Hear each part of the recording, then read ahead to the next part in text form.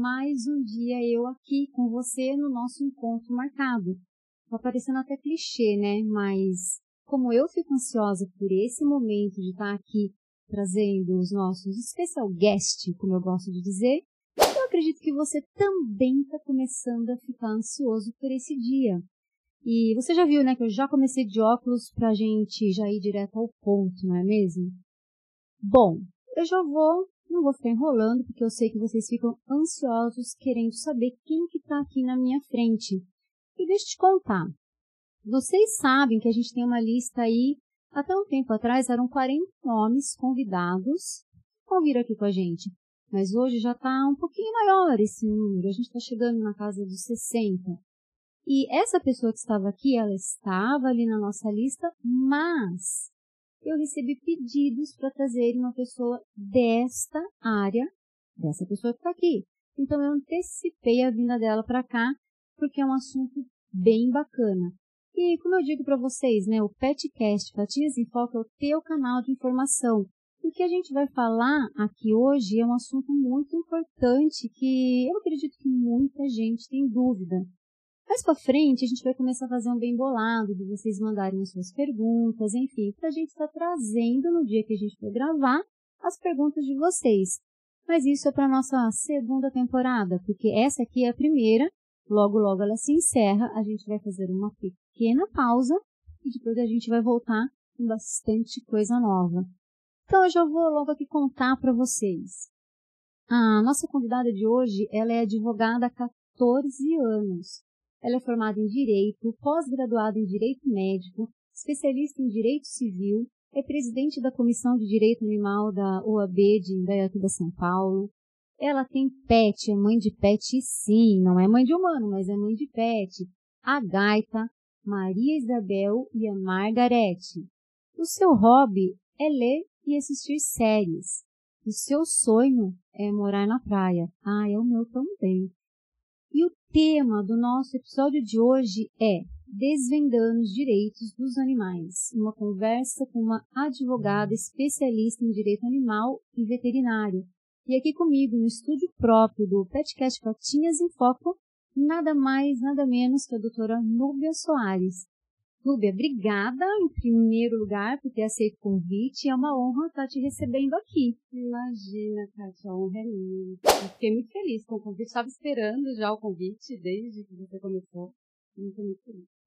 Eu precisei antecipar um pouquinho, porque realmente, né, a gente tem o nosso e-mail e algumas pessoas que acompanham a gente falou, pô, Catinha, a gente quer saber um pouquinho aí dos direitos dos animais, né? Quando que você consegue trazer? Inclusive, dava para fazer um episódio de perguntas e respostas, né?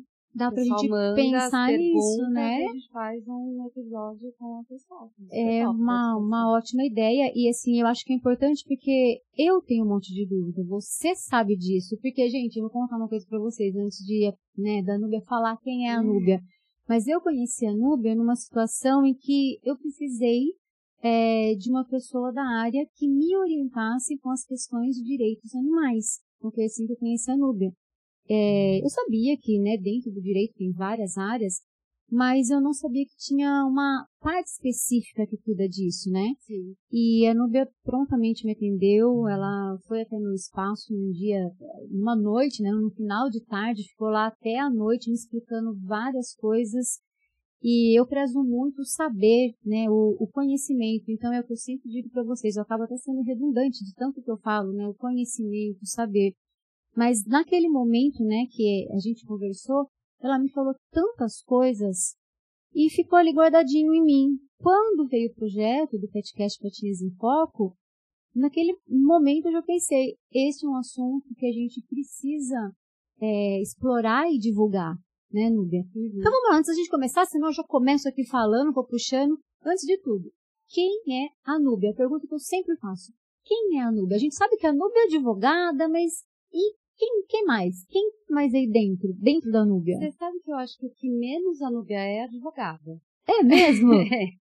Apesar, eu gosto do direito, eu amo o que eu faço, mas eu gosto de tantas outras coisas que eu diria que gosto de tantas coisas quanto eu gosto do direito. Porque eu gosto do direito, talvez eu não goste do mundo prático do direito, que a gente pode tratar, a gente vai tratar no âmbito do direito dos animais aqui, mas é um dia a dia muito sufocante, né, em diversos aspectos. A gente até já conversou sobre isso. Sim. Então, eu acho que o que menos eu sou é advogada. Ser advogada é uma parte da minha vida, que ela é importante sim, eu dediquei boa parte da minha vida a isso, mas ela é uma parte muito pequena. Então, tem a Núbia mãe de pet, a Núbia filha, né, filha da minha mãe, filha do meu pai. Eu tenho a Núbia amiga, que eu dedico boa parte a isso, eu gosto de cozinhar. E tenho a Núbia super preguiçosa. Esses dias eu li uma frase que eu amei, que eu falei, eu sou uma mulher preguiçosa dentro de um corpo de uma mulher ocupada. Então talvez essa seja a Núbia. Eu tenho muita coisa para fazer, mas eu sou uma pessoa essencialmente preguiçosa. Eu adoro ficar sem fazer nada. Eu amo ficar sem fazer nada. Eu queria acordar todo dia e falar, não é isso, eu vou fazer nada hoje, arrumar alguma coisa assim, sabe? Vou fazer nada sozinha, vou fazer nada junto. A minha essência é ser da preguiça mesmo e resolver cada dia fazer uma coisa diferente. Nem sempre dá, né? Sim, a gente tem aquela rotina. A gente consegue concluir projetos em um dia, né? Tipo, hoje eu quero fazer isso. E, gente, depois também eu vou colocar aqui o arroba, a Núbia falou que gosta de cozinhar. Vocês precisam conhecer esse outro projeto dela, porque eu sou cliente nesse sentido também. Vocês vão ver, depois eu vou colocar ali um grupo de uns vídeos, né, depois você deixa o seu arroba ali pra gente, porque além, né, dela entender aí dessa parte dos direitos dos animais, a Núbia manja do que faz. Vocês vão ver. Vou fazer um suspense aqui. Depois vocês vão ver. Ô, Núbia, vamos entrar aqui no assunto já da causa animal, né, da proteção animal, né, em termos de legislação, né. Você é formada já há 14 anos, né, quase 14 anos, né, 14 anos, né. Você acha que mudou muita coisa em termos de lei, em termos aí da legislação, do tempo que você se formou para cá, de uma forma geral, de um contexto geral e trazendo para a causa animal? Teve um progresso? O que você tem sentido? Nós tivemos eu entendo que a gente teve um progresso social da maneira como nós vemos os animais, tá? Quando eu estava fazendo faculdade, eu estou até tentando lembrar o nome da autora, mas não está vindo agora, depois eu dou uma olhada, eu fiz uma colinha. Eu lembro que eu comprei um livro chamado Direito dos Animais. Então, é uma advogada do Sul, ela é uma das pioneiras no direito ao animal no Brasil, e eu achei aquilo muito interessante. Mas era uma bobagem falar em direito animal, né? Quando eu estava na faculdade, e assim como é entendido hoje, o animal é uma coisa, a gente não tem que falar em direito para os animais. A gente vai aprofundar isso daqui a pouco. Mas, o que eu tenho visto é uma mudança de status dos animais na sociedade, né? Hoje, é difícil, é a mudança quando a gente vê de fora, tá? Quando a gente está vendo de fora. Em casa, por exemplo, a gente sempre teve os animais que tiveram a mesma consideração que os seres humanos. Então, na minha família, a gente aprendeu que jamais a gente abandona um animal porque vai mudar de casa, por exemplo. Ou, perdeu o emprego, vai ter que deixar o bicho... Parece tão óbvio, né? Parece tão óbvio isso. Pra mim, isso é muito basal, assim, né? Pra mim é óbvio. Mas hoje eu tenho visto que mais famílias têm se comportado dessa forma. E aí, quando eu falo da mudança social, que traz sim a mudança da legislação, mas essa mudança, essa positivação não veio ainda, quando os tribunais já estão falando de família multiespécie. Coisa muito recente no judiciário. Tá? Explica pra gente o que é a família multiespécie. A família multiespécie, ela é formada por pessoas que não necessariamente são da mesma espécie. Então, pode ser uma família entre humanos, cães e gatos, né? A gente aqui vai falar sempre de doméstico, porque não dá pra... Também não gosto de comentar a posse, né? De animais silvestres e selvagens e tal. Mas, assim, é essa família... Quando começou a se falar na família, nas diversidades de família, né? A gente tinha aquela família tradicional, pai, mãe, os filhos, e aí a gente começa a tratar o amor e a família de uma forma muito mais ampla, né? E isso vai evoluindo até que a gente chega no momento de falar assim, esses animais fazem parte da minha família. Toda família que tem bicho é uma família multiespécie? Não necessariamente, tá? Para ser considerado uma família multiespécie dentro do direito, vai ser verificado se aquele animal, dentro daquele núcleo familiar, ele tem igual consideração, né, dos interesses dele perante a família. Eu posso ter um cachorro no quintal para guardar a minha casa, esse cachorro não é considerado membro da minha família. Tá? Então, assim, a questão é um pouco ainda subjetiva. Mas é legal porque já trouxe isso, esse olhar. Já trouxe esse olhar, até porque o direito é uma coisa viva. E a evolução social, ela vem muito mais rápido do que a lei, né? Então, o que começou a acontecer? O casal tem um cachorrinho, tem um gatinho lá, se separa. Quando o casal tem filhos humanos, nós temos leis para isso. Quando, né, eles vão se separar, então tem o direito de convivência, o direito de prestar alimentos, né, prestar ajuda financeira, quem é que vai ficar com a guarda, quem é que vai, né, pegar, pedir, enfim. Faça um acordo. Tem o direito que tem as obrigações, né? Os direitos e as obrigações dos pais. O bicho. Exatamente isso que começou a acontecer. Porque a pessoa começa a entrar no judiciário, as pessoas começaram a entrar no judiciário e falam assim, olha, eu tenho um cachorro e nós estamos nos separando. E aí de repente vira um litígio, porque eu quero ficar com o cachorro, mas ele quer ficar com o cachorro também, e vai para a justiça para decidir com quem vai ficar esse cachorro. Aí a disputa começa a às vezes é um cachorro de raça e tem um valor financeiro, né? Um pedigree, enfim, quanto vale esse cachorro? Mas não é quanto vale, já começa a se tratar na justiça que não é o valor, quanto custa comprar um cachorro daquele no mercado. Tem cachorro vira-latinha, por exemplo, eu não tenho como, né, atribuir um valor financeiro a ele. E o juiz começa a ter que interpretar aquilo de uma maneira que tem que tratar dos sentimentos daquelas pessoas. Das pessoas e do bichinho também, do bichinho, né? Aí Nossa, a gente tá falando, a gente tá falando das pessoas, né? O juiz, a gente tem que sempre lembrar que o direito, ele é feito por humanos e para humanos, sempre. O bicho ali, o bicho ali é secundário. O bicho é como se fosse, não é como se fosse, o olhar ele acaba sendo diferente, porque o juiz estava acostumado, quando vai fazer uma divisão de bens, você paga o saldo, um fica com mais, outro fica com menos, aí você paga, enfim. E o animal, ele não é uma criança, então eles já não podem usar de analogia uma lei de alimentos, por exemplo, a menores, mas também não é uma coisa que dá para simplesmente dividir financeiramente. E aí o juiz teve, não tem lei para isso. Se não tem lei, o juiz vai ter que se virar. Lógico que ele não pode fazer lei, mas ele vai buscar em outras legislações alguma coisa que ele possa usar de analogia para julgar aquele caso. Ele não pode simplesmente, não tem lei para isso, eu não vou julgar. Né? Caiu ali, ele vai ter ele vai ter que dar um jeito naquilo. E aí os juízes começaram a interpretar dessa forma. Então, sim, eu não sei como eu não milito em vara de família, Tati, eu não sei exatamente como está essa questão, tá? Tem alguns juízes que eu já vi que eles encaminham para a vara de família, quando cai em vara de família, ele encaminha para a vara civil comum, mas isso é o de menos, alguém vai julgar, tá? Aquela situação. E aí alguém vai deter a guarda principal do cachorro, pode ser que seja estabelecido o direito de convivência, assim como é feito para menores de idade, né? Então você vai com o papai para 15 dias, ou passa uma semana aqui, uma semana lá, vamos dividir os custos dele, né? Ração, veterinário, crenchinha, e é feito pelos pais de pet, né? Essa situação foi para o judiciário. E muita gente acaba julgando, né, isso, né? Pais de pet, aniversário de pet, creche. Esses dias eu vi um post no Instagram de uma moça falando do cachorrinho, né? Que ela foi buscar o cachorro na creche mais cedo, o cachorro estava chateado. E ela fez um vídeo falando, né? Fulano, você tá chateado? Paçoca, acho que era o nome do cachorro.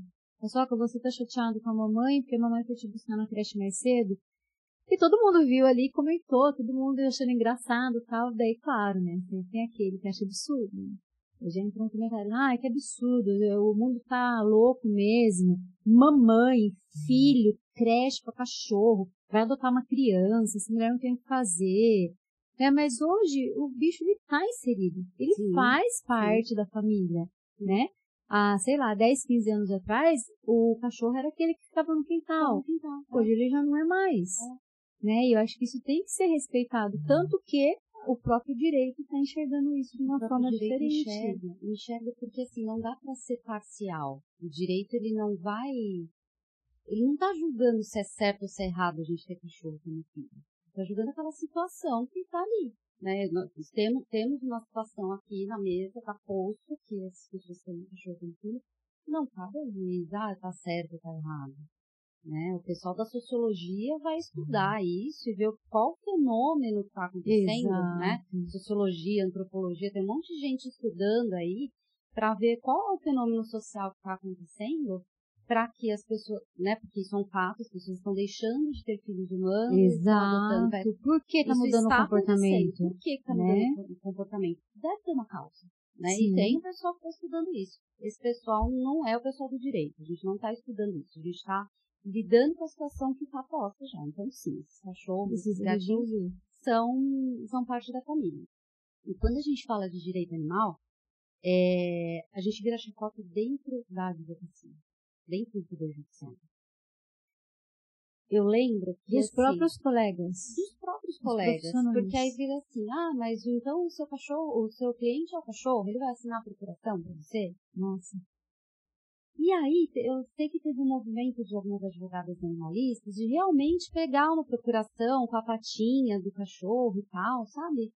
Mas eu falei, gente, isso é um tema que pra mim devia estar mais do que superado, sabe? Porque, o cliente do seu cachorro, ele assina a procuração? Não, mas quando uma criança é o meu cliente numa ação de alimentos, ela também não assina a procuração. É o responsável. Tem um responsável. Uma empresa é muito simples.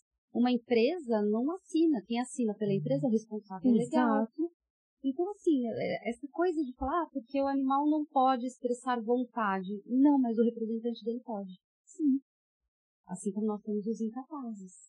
Seja por ser menor de idade, seja por alguma deficiência, seja por alguma doença, ou seja por não ser, né, por ser uma pessoa jurídica, por exemplo. Sim. Nós temos o responsável legal. Então, para mim, isso é uma questão superada. Não precisava nem ser uma coisa a levar, né? Mas é o tipo de chacota que a gente ouve, sabe? O pessoal que nunca tentou debruçar para ver o que a gente está falando. Vocês querem direito humano para os animais? Não. Eu quero direito para os animais. Direito dos animais para os animais. Que é uma coisa nada mais justa. Que não é nada mais justo que isso. Né? Direito humano são uma coisa. E se a gente está vivendo num mundo que a gente está evoluindo nesse sentido, né? Como a gente tem falado em alguns episódios aqui há anos atrás, era tudo diferente. E hoje a gente tem toda essa tecnologia também que traz pra gente essas informações.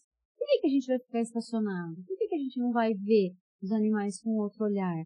Né? Se o próprio mundo está caminhando para isso. Sim. Então a gente tem que incluir eles, né? Sim. Só que é muito triste quando a gente fala que o animal pro direito ele é uma coisa, né? Mas assim, tem algumas, eu faço algumas ressalvas nisso. Nós temos uma evolução de direitos, né? Então a gente conta como gerações. Então, alguns doutrinadores diriam agora que a gente está já na quarta, na quinta geração do direito, que aí já estamos tratando de direitos animais, de bioética, por exemplo, né? Então nós temos a primeira geração de direitos falando da liberdade do ser humano e tal. Isso é um processo histórico. Resumindo bem, né? É um processo histórico que os direitos foram sendo alcançados. De igualdade, entendeu? De paz, de meio ambiente equilibrado.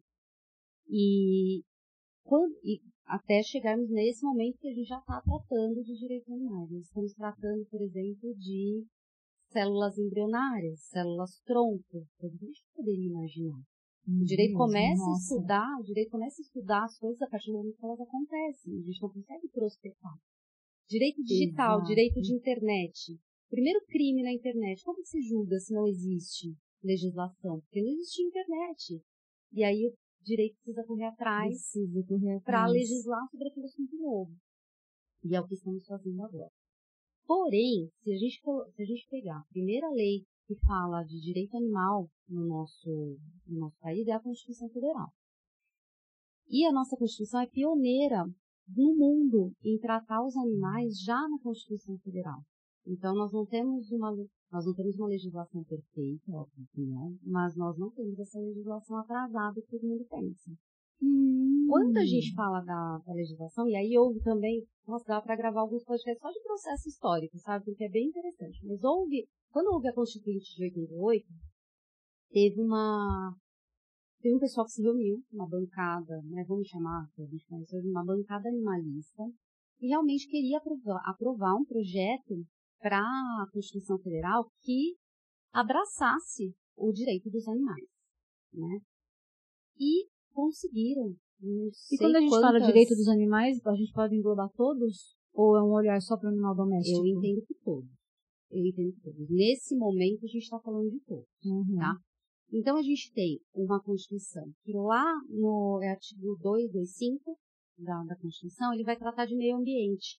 E aí conseguimos inserir lá na Constituição de 2008, no mesmo artigo que fala de meio ambiente, do nosso direito ao meio ambiente equilibrado e saudável, aí coloca as implicações do poder público, proteger a fauna e a flora, né, para promover o equilíbrio ecológico, vedando a crueldade com os animais.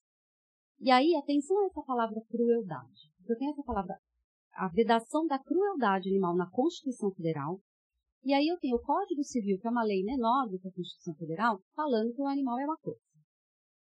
Nossa. Só que como você é cruel com alguma coisa? Você entende que, assim, a palavra na Constituição, você não é cruel com uma coisa, eu não posso ser cruel com Sim, essa caneca. É isso que eu tô... Eu só sou cruel com algo que é vivo, com algo que sente, né? Então, eu entendo, assim como muitos animalistas entendem, que a Constituição ela já traz ali um princípio de entender que o animal é um ser senciente, não é uma coisa. Daí a gente conseguir uma mudança para que o Código Civil comece a tratar o animal como sujeito, é um passo gigante, porque a gente tem muita resistência de bancadas do Congresso com relação a isso.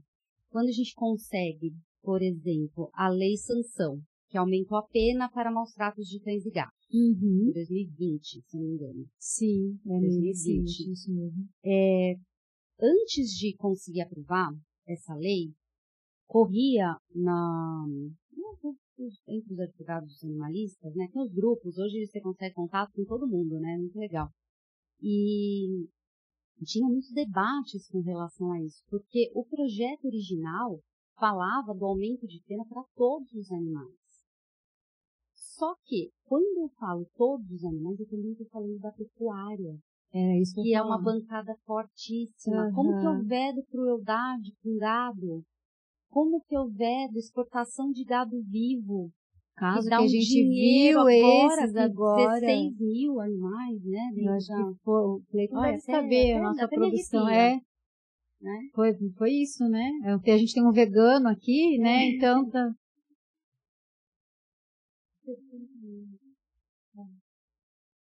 Gente, é absurdo. Então, como você passa um texto dentro de um congresso que tem uma bancada ruralista tão forte, né? É uma barreira muito barreira muito grande para transpor. E aí conseguiram aprovar esse projeto que depois de emenda, vai e volta, conseguiu aprovar esse aumento de pena para vítimas cães e gatos. Tá? Acho que dava para tentar, de repente, tentar colocar os silvestres, porque a gente tem um problema de tráfico no Brasil que é muito sério. Sim, é muito sério o problema de tráfico de animais que a gente tem.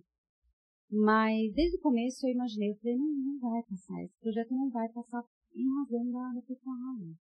Projetos menores, quando passam, por exemplo, a vaquejada tinha sido proibida.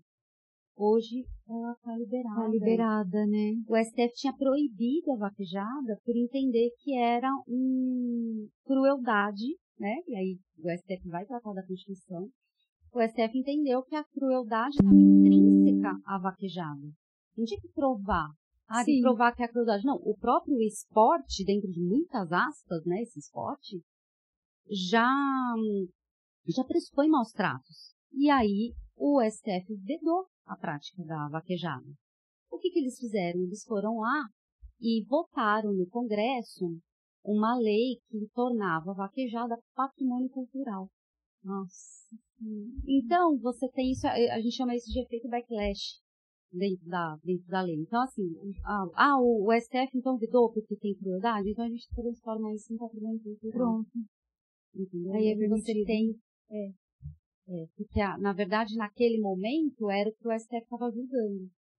Né? Qual era, por exemplo, o conflito de direitos constitucionais, que foi um tema que eles tiveram que entrar também, sacrifício de animais e rituais religiosos. Né? Você trata de dois direitos fundamentais, você trata de direitos fundamentais, você está falando de religião. Isso a gente pode falar que são as famosas brechas, que a gente fala que no direito tem muitas brechas, você usa interpretações. Você aproveita daquilo para tentar eu não beneficiar. gosto do termo brecha porque parece que ficou alguma coisa sem legislar. E não é que ficou alguma coisa sem legislar, é porque realmente as interpretações são diferentes. Né? As interpretações são diferentes. E o que o STF vai fazer? Ele não pode criar uma lei. Ele tem que julgar conforme o que ele faz. Ele faz análise de Constituição.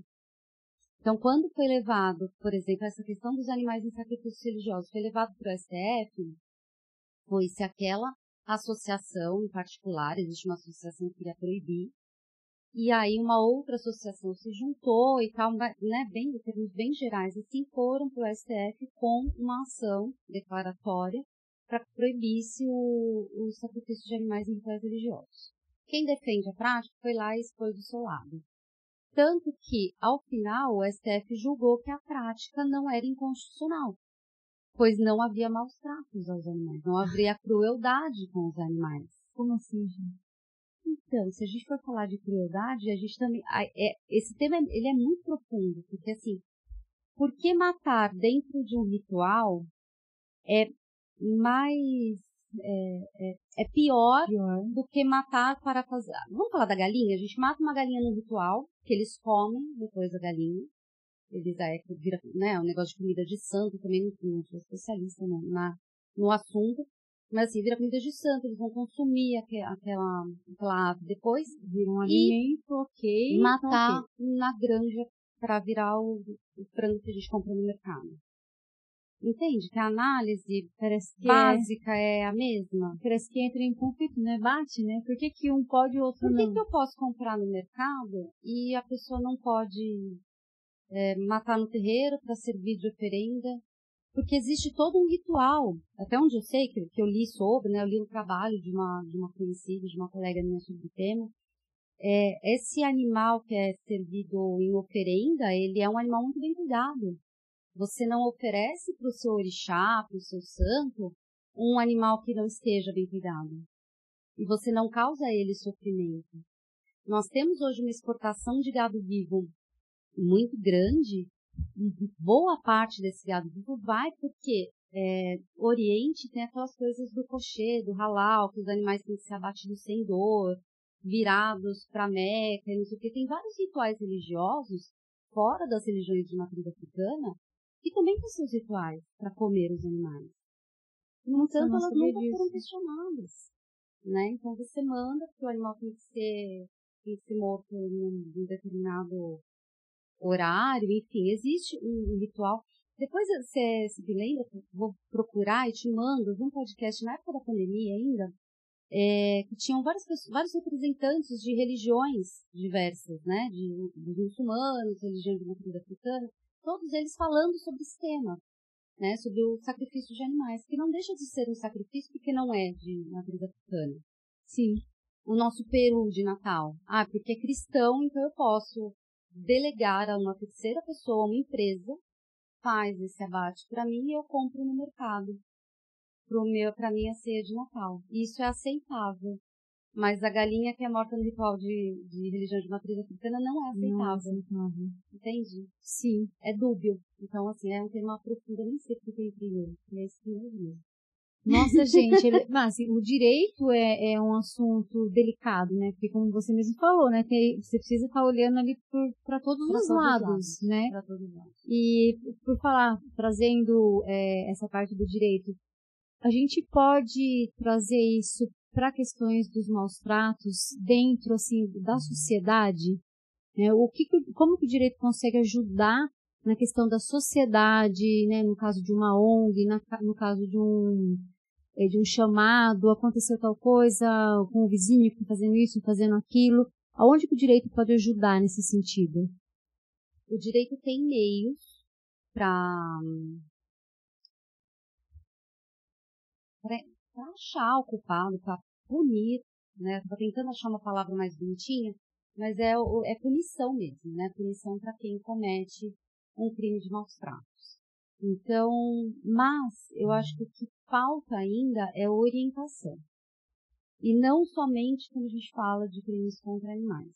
Porque assim, a pessoa... Primeiro, vamos tratar o que é maus tratos, né? Porque a gente não pode definir com as vozes da nossa cabeça. Então, porque a pessoa não trata o cachorro da forma que eu trato, sim, eu acho que ela está maltratando. Não, às vezes eu estou maltratando, colocando um bicho, né, como se fosse um ser humano. Tem gente que não deixa o cachorro andar na rua, porque vai pegar bactéria nas patinhas, anda de carrinho, então assim, às vezes a gente também está maltratando, né, antropomorfizando, né, dentro daquilo que a gente acha cachorro como verdade, a gente acha que está fazendo o correto. E muitas vezes a gente não deixa o cachorro ser cachorro. Vamos colocar um vestidinho, tá fazendo 42 graus, o cachorro tá lá de vestido, entendeu? Então, não é o que eu acho que é maus tratos. Então, primeiro a gente existe uma definição. Existe uma definição do que é maus tratos. Quando a gente traz a lei, a gente vai olhar a lei, ela vai falar em maus tratos assim, ó, tá proibido maus tratos. Só que ela não diz o que é maus tratos. Então, a gente recorre, tem um decreto-lei de 34, acho que é 24645, o número dele, ele é de 1934, que ele vai elencar condutas que são consideradas maus tratos. Tá? Então, esse é um ponto. Tem uma discussão aí dentro do direito se esse decreto é válido, se ele não é válido. Eu entendo que sim, né? Acho que a gente não precisa entrar nessa questão agora, mas eu entendo que ele é válido ainda, não foi revogado. E temos uma resolução do Conselho Federal de Medicina Veterinária, que vai também, é 1236 de 2018, que ela vai elencar o que é considerado maus tratos. Tá? Então, nós temos esses documentos que vão dar base para a gente entender o que é maus tratos, quais as condutas são consideradas maus tratos. Então, a gente pega uma conduta de deixar o animal sem água e sem comida. A gente vai pegar essa conduta. Então, eu tenho um vizinho que deixa o animal sem água e sem comida. Isso é considerado maus tratos? É considerado maus tratos. Okay. Primeiro ponto.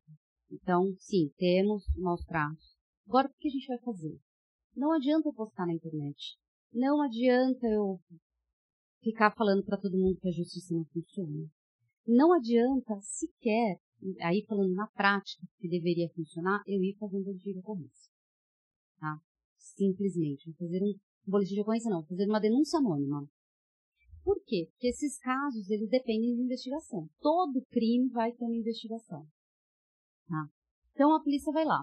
Vamos supor que tudo ocorra conforme... então, isso que eu ia falar. Vamos supor que conforme tudo da forma como tem que ocorrer, né? O mundo ideal. Como a gente espera. Faz o boletim de ocorrência, é aberto o inquérito, a pessoa vai fazer a polícia vai investigar. A polícia investiga e acha lá alguns indícios. Vê o cão amarrado, vê o cão sem água, sem comida. E aí falta preparo da polícia para entender que maus tratos. Tá?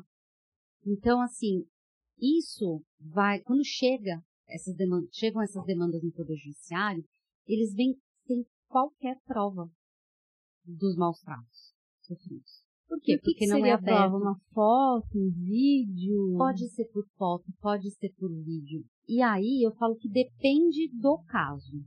Por quê? Tem casos grandes, por exemplo, você vai pegar um caso grande de canil, por exemplo, que é isso, eu vou estourar um canil clandestino. A minha indicação, a minha sugestão é que se leve um perito junto, um perito médico veterinário. Que ele vai preencher o protocolo. Existe um protocolo, se for um especialista em bem-estar, melhor ainda, tá? Hoje existe um que se chama PPBEA, que é um protocolo de perícia em bem-estar animal. Esse documento, ele é redigido pelo médico veterinário. Médico veterinário. Isso. que ele vai olhar as condições de saúde do animal, as condições de comportamento, então, né, então, condições clínicas, condições de comportamento, se ele parece ansioso, se ele parece amedrontado e tal. Para cada coisinha, para cada critério, né, desses critérios, os comportamentais, os ambientais, ele vai dar uma nota. O veterinário vai avaliar e ele vai dar uma nota. E no final, ele vai ter ele consegue chegar a uma conclusão também por algo, esse protocolo, ele traz uma métrica. Então, de tanto de X a Y é considerado confortável, de Y a Z não confortável, sabe? Razoável, não razoável. Então, o protocolo ele traz critérios objetivos e mensuráveis, capazes de determinar se existe ou não maus tratos, para que não fique no achismo. Tá? O direito não vai lidar com achismo, especialmente o direito criminal. Tá? Eu acho que é maus tratos. Por que você acha? Se tiver esse protocolo, se o veterinário, mesmo que não seja protocolo, tá? Que seja um relatório médico veterinário, que recebeu esse animal pós-resgate, mas esse por exemplo, veterinário que está preparado para isso, não é assim pode, qualquer veterinário. É que não é qualquer veterinário, o veterinário que não está atuando nessa causa, qualquer veterinário pode fazer, tá? Entendi. Mas o veterinário que não está atuando nessa causa, às vezes ele nem tem conhecimento, né? Não sabe, às vezes, o que ele tem que procurar numa perícia. Entendi. Então, o ideal é que seja um veterinário que já esteja ali, acostumado, né? Um perito médico veterinário. Se não, não precisa usar o protocolo, não é obrigatório, tá? Eu posso levar um veterinário para uma situação de maus tratos e esse veterinário ele vai fazer a análise clínica dos animais, vai fazer a análise do ambiente e vai relatar isso. Devo pegar o relatório do médico veterinário que fez atendimento pós-resgate, de como ele encontrou esses animais, tinha parasita, não tinha, estava acima, abaixo do peso, isso, pelagem, ele vai ter um peso, né, nessa questão. Exatamente. Todo esse relatório, tudo que puder fazer de forma técnica e objetiva é melhor. Tá? É melhor não, é fundamental, na verdade. Entrar com uma ação, com um processo judicial, por maus tratos, sem nenhuma prova, está fadado ao fracasso, né? Então, e isso a gente precisa pensar. A impunidade, isso que a gente sente como impunidade, e não só com os crimes com relação aos animais, é uma questão de procedimento. As pessoas saem, você fala, a Catinha roubou pão na casa do João. Vou lá, chego lá na delegacia.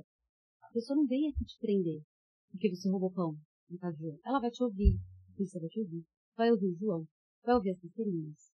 Se a polícia entender que houve crime, aquilo, ele fecha o inquérito criminal. Ele vai mandar para o Ministério Público. O Ministério Público vai analisar. O Ministério Público vai oferecer a denúncia. Olha, juiz, tem aqui, a Kátia roubou pão na casa de João, a gente precisa entrar com e vai ter processo. Uma investigação nesse caso. Existe investigação. E no caso na causa animal, né, nessa questão, sei lá, eu denunciei, falei que mandei uma foto, um vídeo, não sei o quê, não tem uma investigação, né? Deveria. Eu acho que fica, o Estado é manco, né? A gente, enfim, não tem pessoas para fazer essa, né? A gente tá todo mundo sobrecarregado. Então você vai na delegacia de polícia, tá lá os investigadores, os escrivãos com dezenas, centenas de outros crimes. E aí tem um viés achando que é um crime menos importante. Né? Eu já ouvi isso de delegado, não exatamente com essas palavras, mas ele falou, olha, impossível atender isso agora, porque eu tô aqui, dezenas de questões de tráfico. Na cabeça dele, as questões de tráfico eram mais importantes para a sociedade do que ele investigar um crime de maus tratos. Eu não acho. Uma coisa puxa a outra, né? Uma coisa puxa a outra. Uma coisa difícil. E quando a gente estava falando do que é maus tratos, quando se determina, né, existe, sei lá, uma relação aí do que é maus tratos, tem essa pesquisa, esses veterinários, né, que falam que quando você consegue provar que está ali dentro dessa escala que é maus tratos, talvez tenha outra repercussão, outro resultado? Sim. Você já viu algum caso assim, já. próximo a você? Algum caso que não deu em nada, tipo, acabou em pizza, e algum caso que foi, assim? Porque, cara, hoje assim, eu acompanho alguns protetores, né, grandes, assim, a gente tem até o Bruno Lima, que é da nossa cidade, eu acompanho a Alcadeias para Maus Tratos, tudo, e a gente vê tanta coisa absurda. O cara sai, você fica assim, vibrando, o cara, ele é colocado dentro do camburão. Hoje mesmo eu vi um post de uma cachorra que tava com um tumor imenso, mas acho que esse não foi no Bruno Lima, foi um outro que é de Blumenau. Um tumor imenso, assim. E aí a veterinária foi, daí o tutor falou assim, que já tinha levado no veterinário, você vê que não levou. Daí ela falou assim, quando você nega a negligência, né, quando você nega o atendimento veterinário com o animal, é maus tratos. Sim. E o cara foi, entrou dentro do camburão da polícia e foi. E não deu nada. Aí a gente fica, poxa, você vai, você faz a denúncia, você mostra, vai ao veterinário, vai à polícia. Quando você pega um time que tá afim de mostrar mesmo, você vê quantos carros de polícia ali, não sei o quê, pro cara entrar pela porta da frente da delegacia e sair pela porta da frente e não dá nada. Ele não vai, essa pessoa não vai ficar presa, tá? Ela vai passar qualquer crime. Por que eu fixo, eu sempre vou falar qualquer crime? Para que fique claro que não é algo que acontece só com os crimes contra animais, tá? Então, existe um procedimento que, assim, o cara é pego em flagrante. E aí, quando se dá o flagrante? Uma coisa é o cara negligência, né? Pela negligência. Aquele crime não acabou de acontecer, está sendo negligente. Consigo dar um flagrante? Isso. Aí o cara é preso, ainda que ele seja preso, ele vai passar por uma audiência de custódia, porque não é o tipo de caso, o tipo de crime que eu tenho que manter em prisão preventiva, por exemplo. Né? Assim como a maioria, 99% dos casos. Hoje, a prisão preventiva ela é muito baixo o índice, né? Aquela pessoa que passa pela audiência de custódia e fica preso preventivamente no decorrer do processo. O que acontece hoje, a pessoa sai não é só nos casos e dos ela maus tratos. responde. Tem outras situações que... Por isso eu falo, qualquer crime. Existe um procedimento, existe um processo criminal que vai passar a pessoa que cometeu qualquer crime. Seja a vítima desse crime humano ou não humano. Tá? Então a pessoa responde, muitas vezes ela vai responder em liberdade. O crime contra animais, a pessoa não vai ficar presa preventivamente. A pessoa vai esperar todo o processo.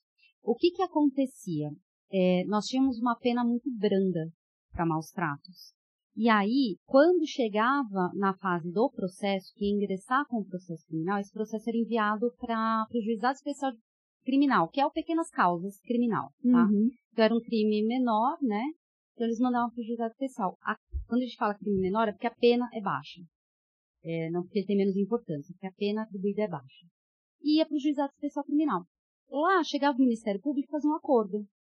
Falava assim, olha, você vai perder a guarda, vou chutar, tá? Uma minuta de acordo. Você perde a guarda do animal, você fica 2 anos aí sem cometer nenhum outro tipo de crime, sem, né, ficar miudinho, e daqui 2 anos, né, suspende, a gente deixa esse processo suspenso. Se não acontecer mais nada, se você for bonzinho nos próximos 2 anos, beleza, derruba esse processo. Ele se extingue. Tá? Não fica nada no nome dessa pessoa, não fica nada, marcado nada. Não gera reincidência, não gera nada. Que ótimo. Tá? É revoltante, gente. Isso para todos os crimes menores. Tá? Eu estou falando de furto, por exemplo, que é um crime que todo mundo conhece, mas na prática ele acaba se processando dessa maneira. Tá? E hoje a pena é maior. Quando eu passo pela lei sanção, que eu tenho uma pena de, se eu não me engano, são de 5 a 10, depois eu dou uma olhadinha. Eu não me lembro agora, mas eu já tenho uma pena maior e me dá um regime de reclusão. Quando eu falo de reclusão, eu falo em regime fechado. Aí eu já não posso mais passar por pequenas causas. Posso ter um acordo de transação penal? Posso. Mas eu tenho outros critérios para fazer esse acordo. Mas aí, regime fechado, essa pessoa vai ser presa? Ela tem potencial, a lei ela tem potencial para prender. Por que eu não posso falar que ela vai ser presa? Porque eu dependo de elementos que qualquer processo criminal vai depender, que são as provas. E às vezes eu não consigo constituir a prova. Entendeu? Tem muita gente solta por crimes que cometeram, temos muito inocente preso, por falta de agilidade no Poder Judiciário. Por isso que falam a famosa frase, a justiça no Brasil é lenta. Ela é lenta. E o procedimento, existe um processo para que você não coloque inocentes dentro da cadeia. Ok, mas tem muito inocente dentro da cadeia, tem muita gente dentro esperando preventivamente, em prisão preventiva. Não deveria. E não foram julgados ainda. A pessoa está 3, 4 anos em prisão preventiva e não foi julgada. E muita gente que deveria estar lá está solto. E muita gente que deveria estar lá está solto, né? Nós temos no Brasil um caso que ficou famoso, foi antes da lei sanção, que foi a da Alvalina, que foi presa. Ela é conhecida como uma serial killer de animais. Nossa, não sei. É um processo de 2015. Começaram as investigações em 2012. Posso errar aí um pouquinho para mais, um pouquinho para menos nessas datas. Era uma mulher que se dizia protetora de animais. E aí ela pedia, as pessoas iam na casa dela, levavam os animais, né? A pessoa não quer mais o bicho, levava para ela. E ela falava que ela levava para doação. Só que ela doava muito rápido os animais. Então, assim, quando chegava, ela ia doando e o pessoal começou a achar estranho.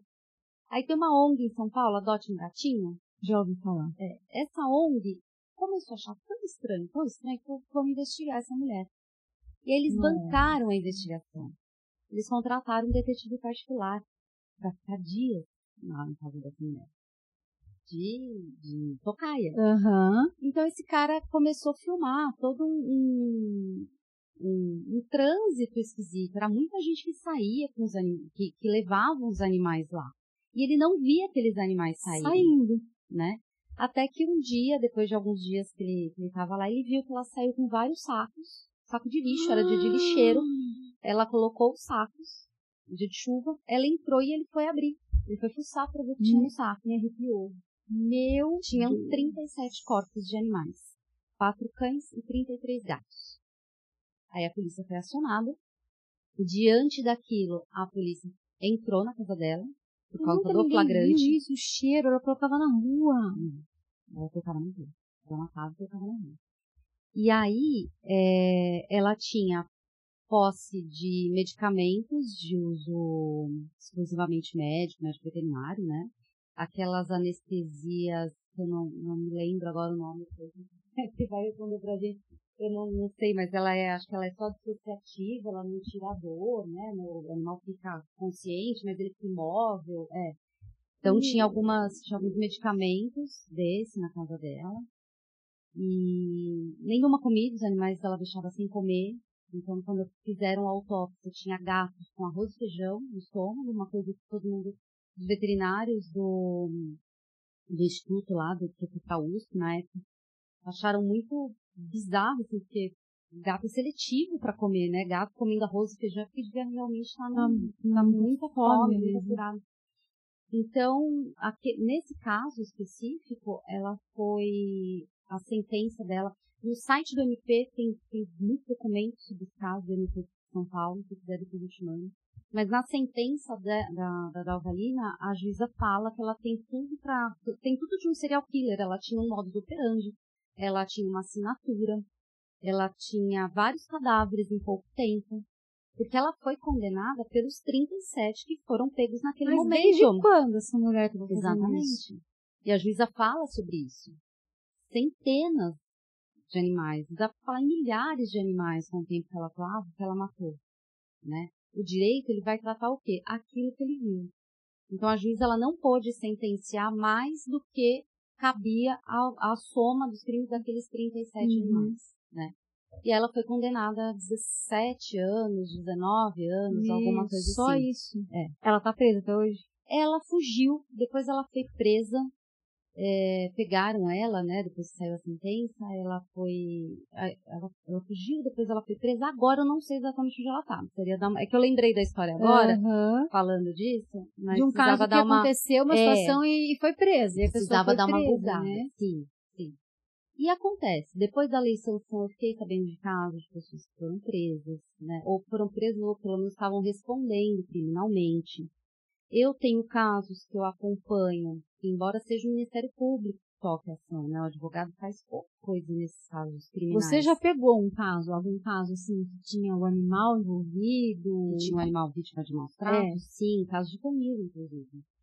Caso de canil de enfim, criação de raça, né? E, enfim, aqui em Indaiatuba é pequena, fica difícil a gente ficar falando raça e tudo, né? Mas, assim, são casos de canil, de criador, assim, de vítimas de maus tratos, né? Então, você tem uma vitrine, né? Você vai comprar um animal e aí, vou comprar esse cachorrinho pra fulana, porque a fulana, você precisa ver, ela trata muito bem esse cachorrinho. Aí eu vou lá na casa dela. E realmente, os cachorrinhos que estão na casa dela, eles são lindos, maravilhosos. E você acha que aqueles são os pais do seu cachorrinho que você vai comprar. Mas não, a pessoa tem dentro de um sítio, dentro de um buraco aí, animais assim, definhando de fome, de frio, machucados. Enfim, é uma indústria muito cruel.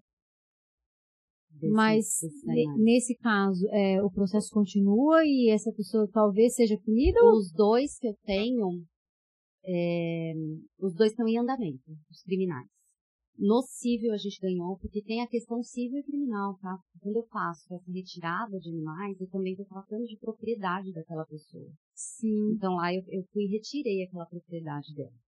Então, um dos casos já saiu a solução no civil, a gente ganhou a guarda dos animais, a ONG, no caso, ganhou a guarda dos animais, em definitivo.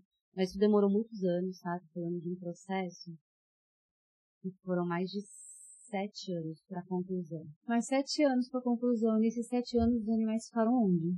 Ficaram em lar temporário.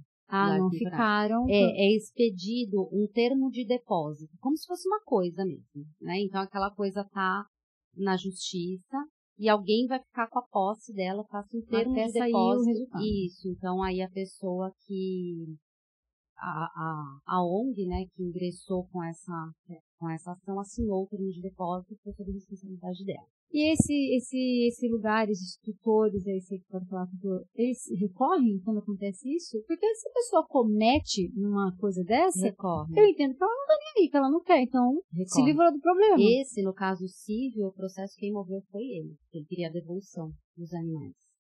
Porque normalmente a ONG não ingressa no processo civil, as ONGs em si, né?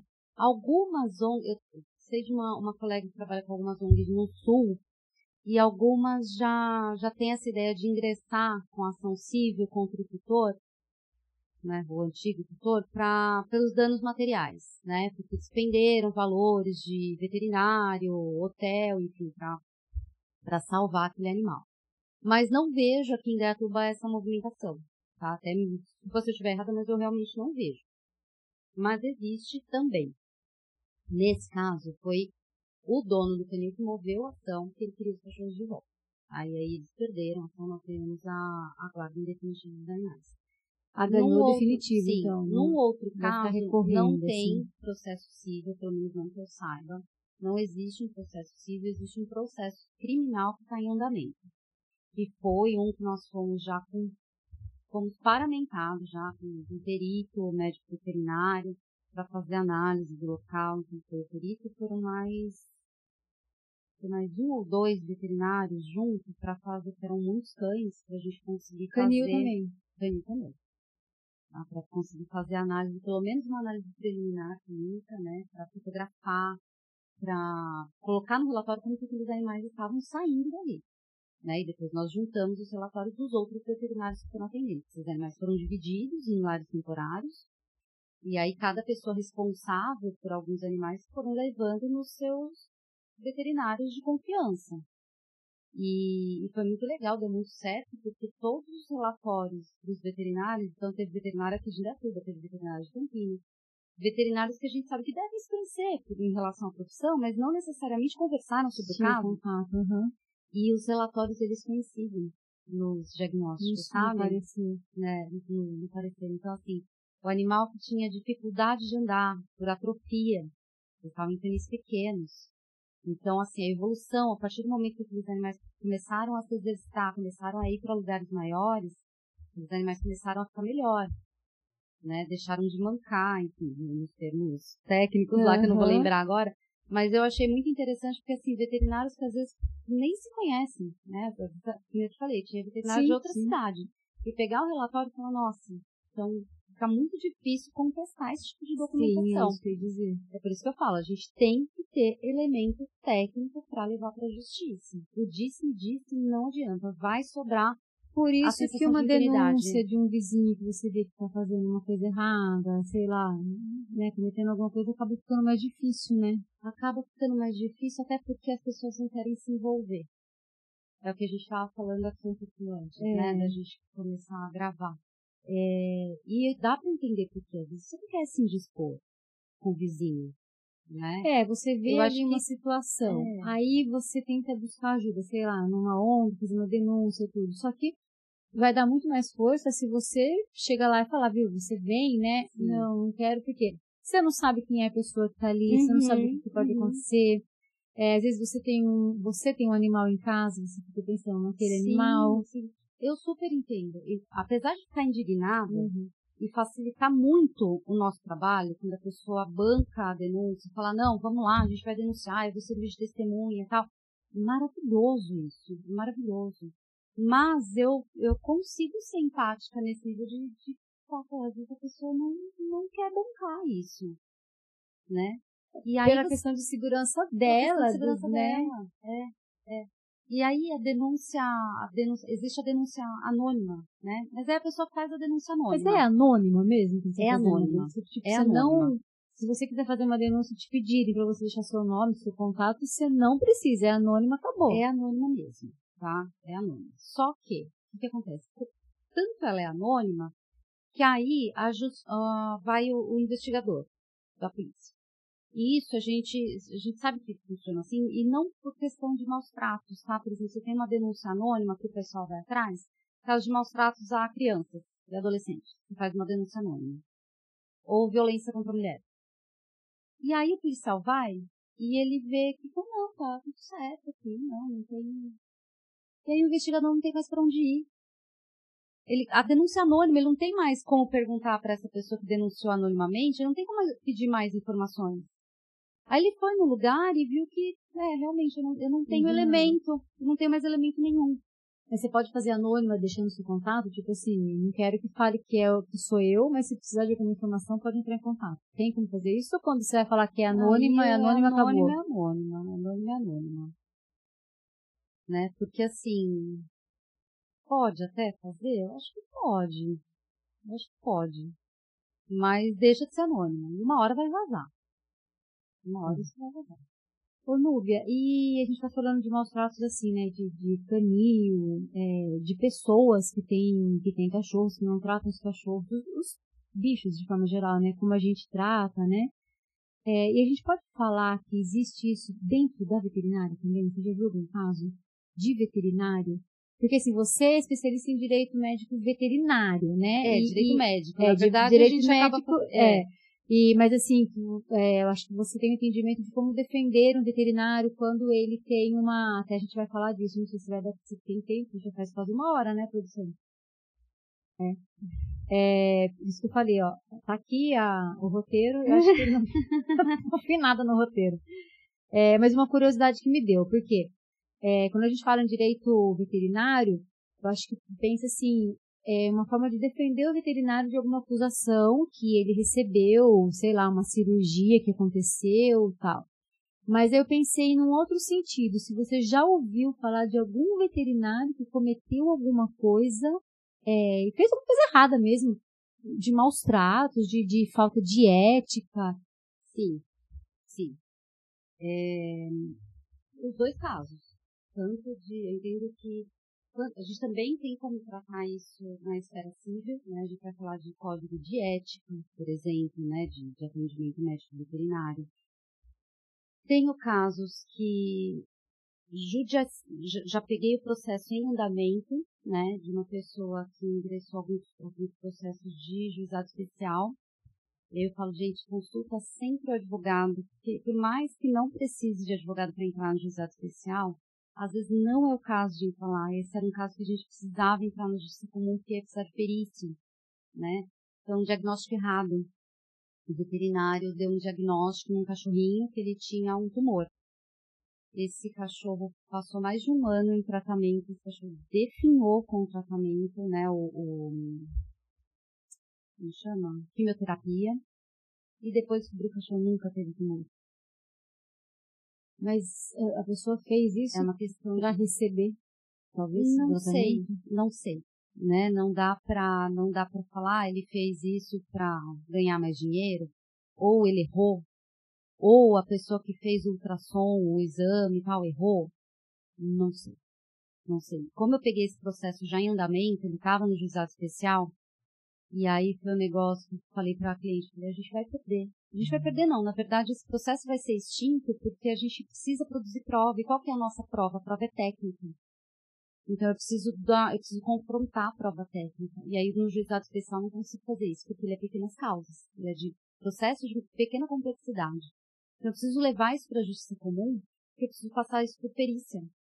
Vou apresentar todos os exames feitos no animal, todo o tratamento realizado, né? Tudo que foi feito, tudo que foi falado, o animal estava vivo, poderia ser periciado, né? Então era um caso desse. Então tem esse caso, tem um caso, se eu não me engano foi o mesmo cachorrinho, nossa, tadinho, eu acho que foi o mesmo cachorrinho, da mesma cliente, mas isso ela não chegou a judicializar, que tinha que operar a perna direita e foi operada a perna esquerda, ou ao contrário.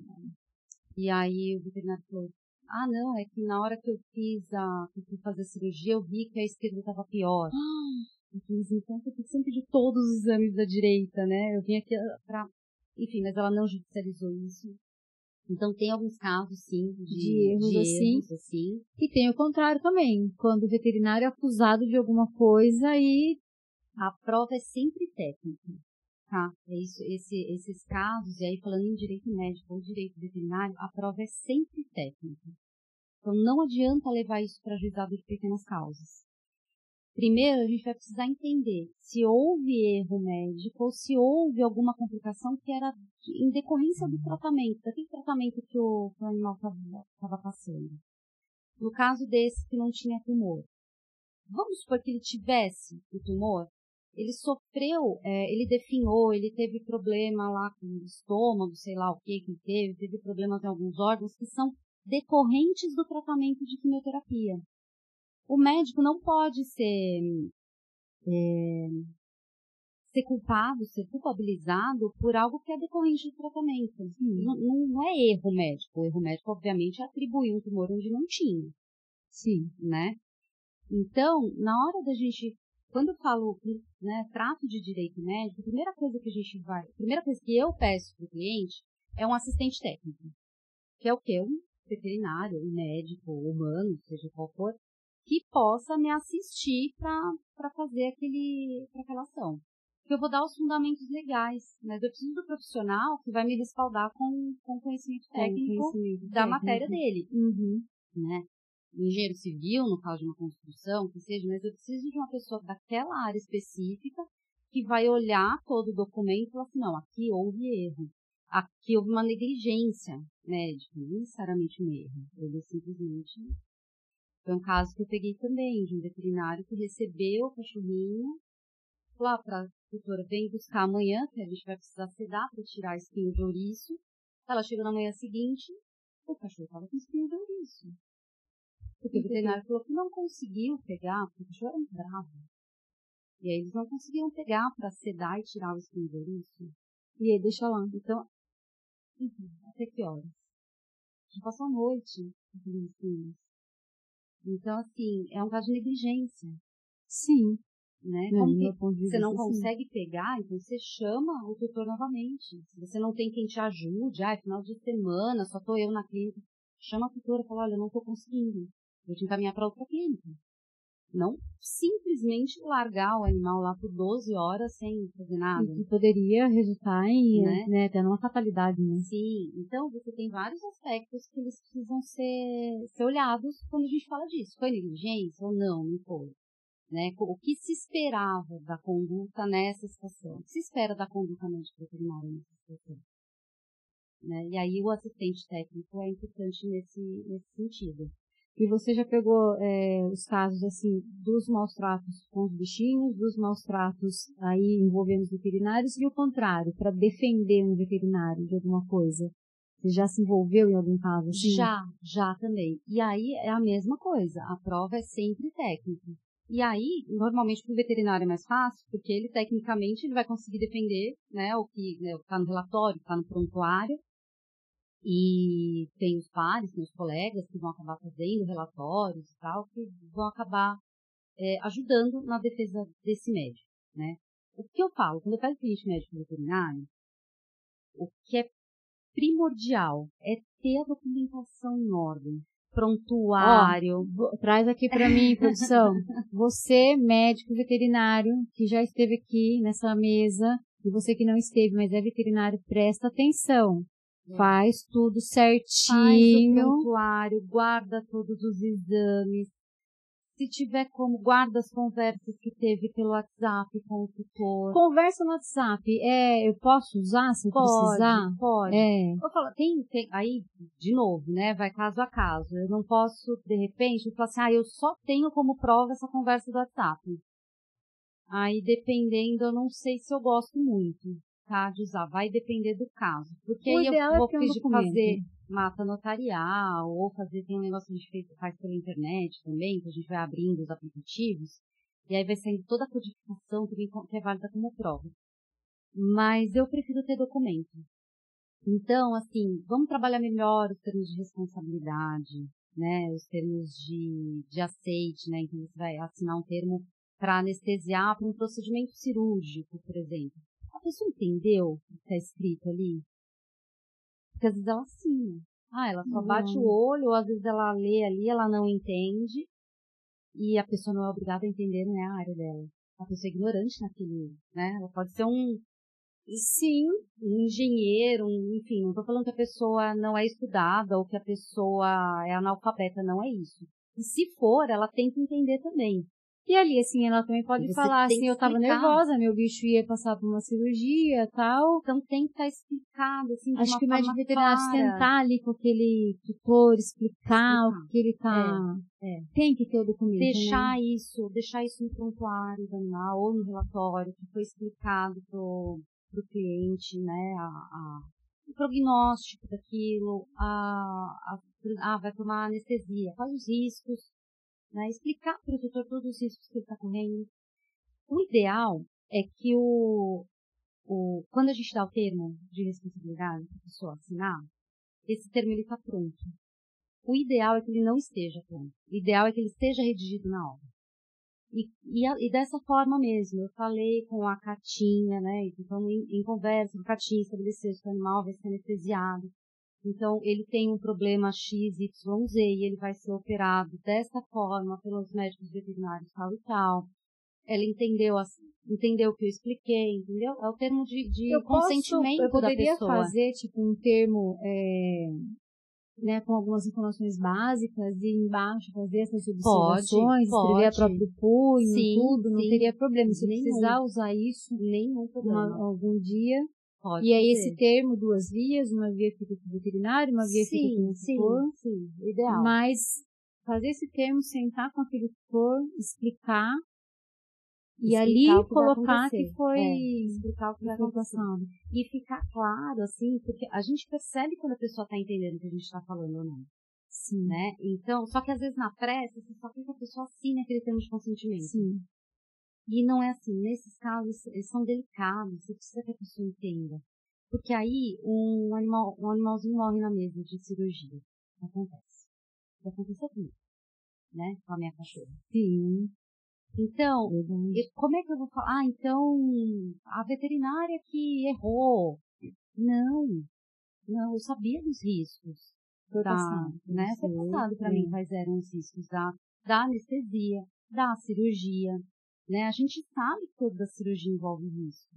E aí, de novo, a gente está inserido nesse negócio no meio animal. Tem gente que não está. Sim. Tem gente que não tem essa noção de risco, que ela acha que simplesmente não vai acontecer. Que pra gente o entendimento acaba sendo mais fácil, vamos dizer assim. Né? Porque a gente já tá meio no contexto. Mas é aquele que não tá. Agora você falou, né? Foi a cirurgia, teve anestesia, tudo. esse termo, o cirurgião, ele tem que ter o dele, o anestesista tem que ter o dele. De preferência. De preferência. Deixa eu fazer se não tiver, aspas aqui. Ô, doutor, é assim que o doutor conduz? Tem o termo, tudo certinho? Porque vocês não estão vendo, gente, mas tem um médico veterinário aqui que ele é anestesista e está aqui acompanhando a gente. Eu estou curiosa para saber se ele faz certinho. Faz, né, doutor? Não me decepcione. Olha lá, já vai rolar uma consultoria aqui, né? Porque assim, hoje a medicina veterinária está tão avançada que existem as especialidades. Antigamente era só o clínico que acabava fazendo tudo, né? Que estava ali na mesa do centro cirúrgico com aquele cachorro, né? Ele anestesiava, ele fazia a cirurgia, ele fazia tal. Agora não, agora tem vários, né? Uma equipe. Tem, ainda não, eu não vejo, pelo menos não vi ainda, tá? Algum caso prático por exemplo, quando a gente trata de medicina humana e as suas especialidades, eu não posso, se um cara que é ortopedista, ele tá de plantão lá, ele vai fazer um parto. Se der BO naquele parto, ele pode ser responsabilizado. Ele tá fora da área de residência dele, da área de especialidade dele. Tá? Então, a medicina humana, nesse sentido, tem alguns critérios que você precisa seguir, né? Então, ele pode ser pela imprudência mesmo, pela imperícia. Ele não é um joelho que ele está acertando, ele está tirando uma criança, e vice-versa. Enfim, eu não posso atuar na minha área, fora da minha área de especialidade, sob pena de responder por isso. Não vejo ainda caso prático para médico veterinário nesse sentido, tá? O que tem sim, ações de responsabilidade por supostos erros médicos, que aí, de novo, vai ser feita a prova pericial. Mas já foi descartado, né, entre aspas aí, o corpinho do animal já não está mais lá, não dá para fazer perícia. Não tem problema, faz a perícia indireta. Existe a perícia direta, que é feita no objeto que está sendo discutido, neste caso o corpo do animal, ou o animal vivo, se for um caso de tratamento, o bichinho estiver vivo também. Então o bichinho está lá, dá para periciar, é feita a perícia direta. Se não der, vai ser feita através dos documentos, né, que aqueles profissionais têm. E é por isso que é primordial você ter todos os documentos. Eu preciso ter um termo de consentimento para o anestesista e para o cirurgião. É bom, mas não é imprescindível.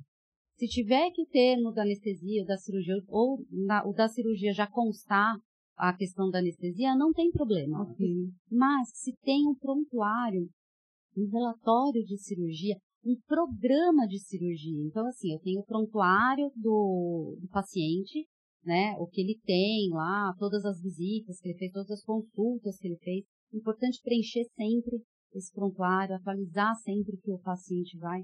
Então, ele vai com um plano de qual vai ser a cirurgia, qual o plano cirúrgico que foi aprovado pelo responsável. Será que todas as clínicas, todos os lugares têm isso? Estou aqui me perguntando. De jeito nenhum. Não tem.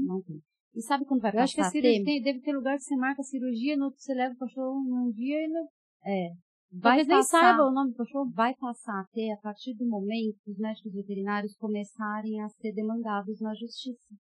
Assim como aconteceu com os médicos. E vai começar a acontecer, porque o bicho, ele não é mais bicho, ele é filho. Exatamente, onde a gente começou com a nossa conversa. Espera-se do médico veterinário hoje o que se espera de um médico pediatra. Embora a gente não dê, infelizmente, o mesmo status, né? Que o médico veterinário, um plantão de médico veterinário, ele recebe muito menos do que um médico humano num plantão, né? Mas espera-se do médico isso. E aí, se acontece alguma coisa duvidosa, nós já temos muita ação judicial. Muita ação judicial. E temos muita ação judicial de médicos veterinários também contra esses pacientes, depois de publicar na internet. Porque, de novo, você tem dúvida, nossa, o cachorrinho morreu nessa circunstância, nossa, é estranho, acho que eu vou entrar com uma ação, ou pelo menos eu vou estudar para entrar com uma ação contra o médico veterinário. Faz isso em silêncio, não precisa postar na internet, porque daí você está expondo, postar o nome da clínica, postar o nome do médico veterinário. Tem bastante ação. E às vezes o cara realmente tá errado, né? Só que aí já... Não importa. Sim. Não importa se ele tá Você certo não ou tá pode errado. expor Eu ele. vi um caso uma vez, eu tô montando, na verdade, eu fiz um curso de Direito Médico, acho que uns 2 anos, foi no ano da pandemia. Eu montei o curso, fiz alguns, né, tem pessoas que fizeram o curso comigo, e agora eu tô revisitando a apostila que eu fiz na época e vou transformar isso num e-book. Olha lá, gente, fica a dica, hein? Vai sair logo logo. E eu lembro que na época eu fiz uns estudos de caso para levar para o curso, e tinha um caso que era interessante no aspecto jurídico, porque tinha a pessoa entrando com ação contra o médico veterinário para apuração desse erro, né? Entrou tudo certinho, com os relatório de perito e tal, mas tinha do médico veterinário contra ela uma outra ação de indenização de dano moral.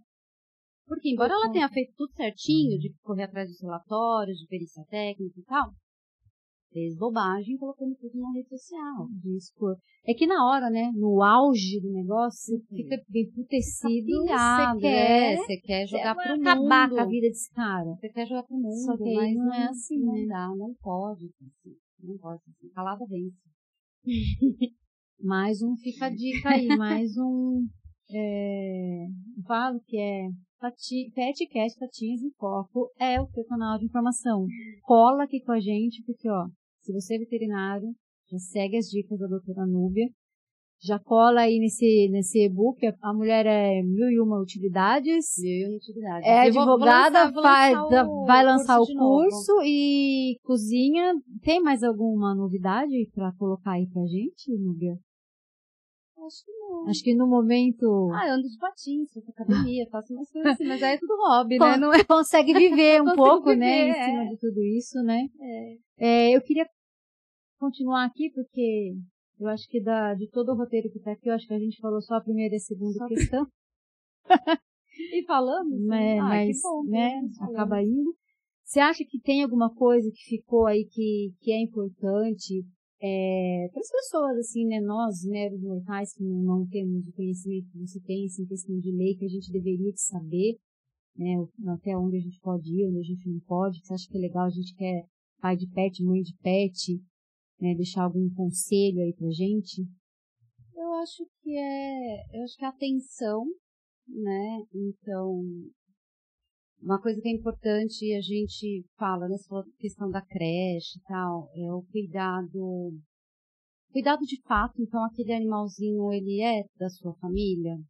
Então, além dele ser o seu troféu, além de você expô-lo, né, e colocá-lo na rede social para ganhar like, porque ele é bonitinho, porque ele é fofinho, cuidar desse bicho. Que, de novo, não é porque ele tá bonitinho que você tem que tratar, né? Leva para o banho e tosa, mas não leva para tomar uma vacina. Então, são casos que a gente pega, né? O veterinário então, lá já fez assim. Leva no banho e tosa toda semana o bichinho. Sai de lá um frufruzinho, mas na hora de passar no médico veterinário, vai no Google. Né? Passa na hora de dar uma alimentação, dá aquela mais... dá a pior alimentação, né? Nossa, então, muito bem colocado. Então, assim, é o que eu lembro que é importante, e ter essa atenção onde a gente tá pisando, né? Você quer mesmo levar a fundo essa questão dos maus tratos, quer que o agressor do animal seja punido, então trabalha isso, porque você vai precisar se posicionar também. Sim. Né? A justiça não faz sozinha isso. A justiça precisa ser provocada para ela trabalhar, para ela andar. E isso não se faz através de rede social, através de boca no trombone no Facebook. Né? Protetora ativista de sofá. Não vai mudar nada. Não vai mudar nada. É o que mais tem que é fácil, né? É muito fácil. Transferir a responsabilidade, Transferir a responsabilidade. O que eu vou me envolver, se eu posso ir lá, colocar e deixar que alguém resolva pra mim, Transfere a responsabilidade para uma ONG, para uma terceira pessoa, para um protetor. E é o que a gente mais tem uma ONG vê. Que venha buscar o bicho? Gente, não tem. Eu recebo muito. Você não, olha, tem um cachorro aqui assim, assado. Você conhece alguma ONG que venha buscar? Eu conheço, acho que todas as ONGs da cidade, eu tenho um contato bom com todas elas, mas que vá buscar, não conheço. Não sabe por quê? Porque você pode fazer isso. Sabe, olha o trabalho das ONGs, estão todas lotadas. Mas as Então, no pessoas mínimo, se eu têm puder essa não visão. atrapalhar o trabalho delas, eu já tô ajudando bastante. Então, eu vi um bicho lá, aí eu também recebo muita mensagem nesse sentido, né? Ah, você não consegue falar com o pessoal lá da ANS, com o pessoal da UPAR, não sei o quê, porque eu achei um bicho, será que não recolhe? Gente, não é assim, Não. né? Aí eu já sou delicada feito coisa de mula, né? Eu já falo assim, quantos cachorros você tem? Ah, eu já tenho 2, então. Lá na ONG tem 200. Lá, se você acha que 200, 201 não vai fazer diferença, não é mais fácil você, então, De 2 ficar? para 3 também. De 2 para 3 tá tudo certo, né? Mas não, as pessoas, elas querem transferir a Quer tirar da responsabilidade. frente, né? Quer tirar o problema Ela dos quer resolver olhos. o problema, que alguém resolva, É, né? Não é bem assim, acho que quer tirar da vista, né? O que os olhos pra não vê, o coração não não sente. incomodar E ela, aí né? eu tiro da vista. É difícil. Lidar com o ser humano é complicado, né? Acho que é mais difícil. E eu vou deixar agora uma dica aí, né, para você que é empreendedor da área pet, né, se você tiver uma creche, um hotelzinho, fica ligado aqui, cola aqui. Mas, como todo mundo sabe, né, eu tenho uma creche, um hotelzinho, e lá a gente tem 1,5 milhão de regras e protocolos, a gente tem um contrato que é importante, né, Núbia? A gente está falando aí de, né, para os veterinários, mas para você que é empreendedor na área pet, principalmente na área de creche e hotel, né, ter um contrato. Eu falo isso porque a Núbia fez o nosso contrato ali, a gente já tinha a Núbia deu uma pincelada também, porque ela é da causa animal, né, uma advogada aí no meio. Então é importante você ter. Se você não tem aí na sua cidade um advogado que possa te orientar, depois eu até coloco o arroba da Núbia, de repente aí no online, dá até para orientar de alguma forma, né, Núbia? É importante, né? Então eu acho que é isso, gente. Passou bastante, né, 1h20? Deixa eu pegar aqui, porque eu sempre esqueço. Meu assistente me lembrou. Essa aqui é uma lembrancinha do nosso podcast. Delícia. Pra você sempre lembrar da gente. Olha. Nossa, já vou com ela hoje à rua. Ah, né? Hoje é carnaval, último dia de carnaval, né? Já vou com ela pra rua.